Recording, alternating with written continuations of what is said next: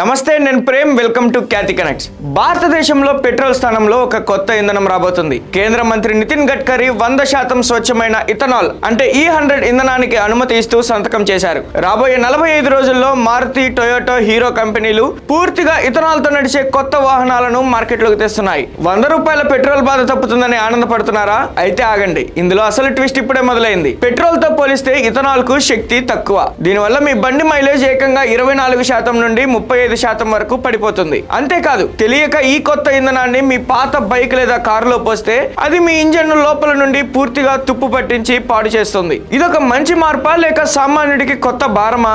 దీని వెనుక ఉన్న అసలు నిజాలను ఇప్పుడు సింపుల్ గా తెలుసుకుందాం.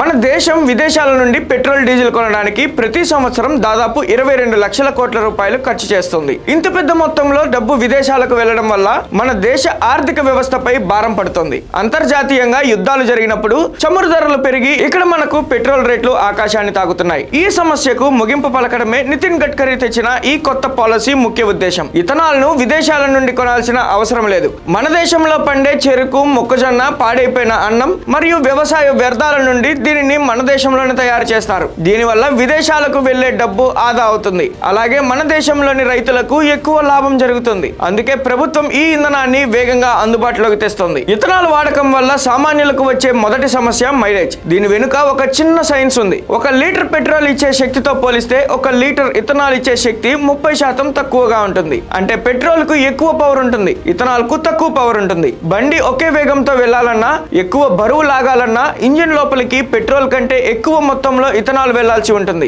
ఇప్పటికే మనం వాడుతున్న పెట్రోల్ లో 20% ఇథనాల్ కలుపుతున్నారు. దాని వల్లనే మైలేజ్ కొద్దిగా తగ్గింది. ఇప్పుడు రాబోయేది 100% ఇథనాల్. పెద్ద సంస్థలు చేసే టెస్టుల ప్రకారం ఈ కొత్త ఇంధనం వల్ల బండ్ల మైలేజ్ 24% నుండి 35% వరకు తగ్గిపోతుంది. అంటే ఇప్పుడు మీ బైక్ లీటర్ కు 50 కిలోమీటర్ల మైలేజ్ ఇస్తుంది అనుకోండి, ఇథనాల్ పోయించినప్పుడు 35 కిలోమీటర్లు మాత్రమే ఇస్తుంది. ఇథనాల్ కు ఒక వింత అలవాటు ఉంది. అది గాలిలో ఉండే తేమను లేదా నీటిని స్పాంజ్ లాగా త్వరగా లాక్కుంటుంది. ఇథనాల్ బండి ట్యాంక్ లో ఎక్కువ రోజులు ఉంటే అది గాలిలోని నీటిని లాక్కొని ఇంధనం అడుగున నీరు చేరేలా చేస్తుంది. ఈ నీటితో కూడిన ఇంధనం సాధారణ ఇంజన్ లోనికి వెళ్ళినప్పుడు లోపల ఉన్న అల్యూమినియం, కాపర్ భాగాలు చాలా వేగంగా తుప్పు పట్టిపోతాయి. అంతేకాదు, ఇథనాల్ ప్లాస్టిక్ మరియు రబ్బర్ ను కరిగించేస్తుంది. దీనివల్ల పాత బండ్లలో ఉండే రబ్బర్ పైపులు, గ్యాస్కెట్లు కరిగిపోయి పెట్రోల్ లీక్ అవ్వడం లేదా ఇంజన్ పూర్తిగా ఆగిపోవడం జరుగుతుంది. అందుకే 100% ఇథనాల్ తో నడవడానికి వీలుగా కంపెనీలు ఇంజన్ లోపల 36 రకాల భాగాలను పూర్తిగా మారుస్తున్నారు. తుప్పు పట్టని స్టీల్ పైపులు, ప్రత్యేకమైన సెన్సార్లను వాడుతున్నారు. వీటినే ఫ్లెక్స్ ఫ్యూయల్ వాహనాలు అంటారు. కాబట్టి మీ దగ్గర ఉన్న పాత పెట్రోల్ బండ్లలో పొరపాటున కూడా E100 ఇథనాల్ ను పోయించకండి. పర్యావరణం విషయానికి వస్తే ఎలక్ట్రిక్ వాహనాలు మరియు ఇథనాల్ వాహనాల మధ్య పెద్ద చర్చ నడుస్తుంది. ఎలక్ట్రిక్ బండ్ల నుండి పొగ రాదు కాబట్టి అవి కాలుష్యం చేయవు అనుకుంటారు. కానీ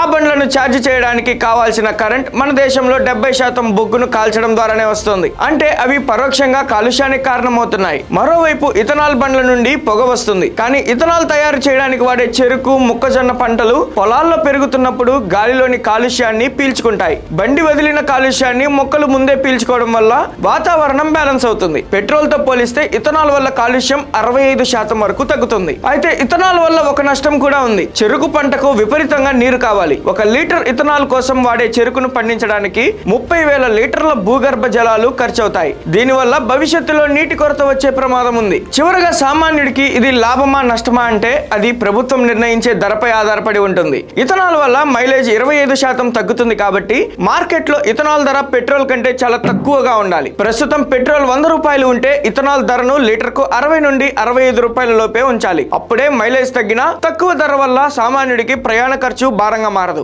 అలాగే కొత్త ఫ్లెక్స్ ఫ్యూయల్ బండ్ల ధరలు సామాన్యుడికి అందుబాటులో ఉండేలా ప్రభుత్వం పన్నులు తగ్గించాలి. ఈ ధరల సమీకరణాలు కరెక్ట్ గా కుదిరినప్పుడే ఈ ఇథనాల్ పాలసీ దేశానికి, సామాన్యుడికి నిజమైన విజయం అవుతుంది. లేకపోతే పర్యావరణం క్లీన్ అవుతుంది కానీ సామాన్యుడి జేబు మాత్రం ఖాళీ అయిపోతుంది. రాబోయే రోజుల్లో ఈ మార్పులపై మీ అభిప్రాయాన్ని కింద కామెంట్ చేయండి.